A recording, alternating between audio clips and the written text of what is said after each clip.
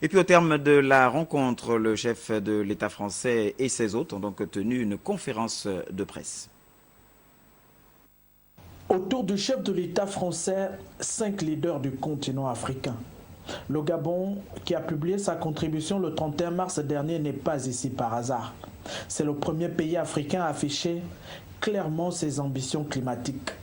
Et bien plus. Le développement de l'énergie va nous permettre de lutter contre la pauvreté.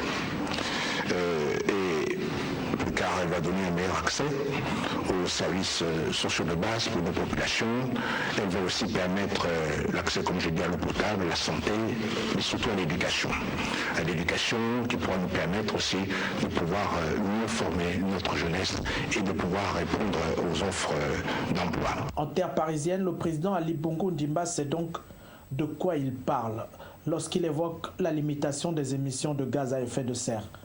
Aujourd'hui, met surtout en avant la responsabilité des uns et des autres. Et c'est le mot-clé, celui de la responsabilité. Personne ne peut agir dans son coin tout seul. Le temps n'est plus à pointer du doigt pour savoir qui est responsable, qui ne l'est pas. Les chefs de Paris sont notre responsabilité à tous. Maintenir le réchauffement global de la planète à 2 degrés Celsius. C'est l'objectif des dirigeants africains et français ici réunis. Si je veux résumer notre discussion, je dirais que nous devons regrouper toutes les initiatives qui sont déjà lancées ou qui ont vocation à être lancées pour l'Afrique. Nous devons élever le niveau de financement. Et c'est l'enjeu de la réunion de Malte. Ça sera aussi l'enjeu de ces financements qui seront au cœur des accords de Paris.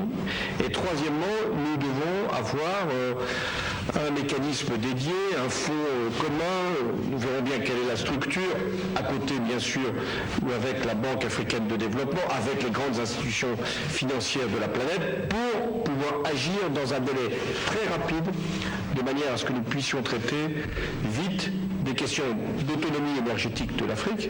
La rencontre de l'Élysée s'achève. Sur les visages, on peut lire le satisfecit.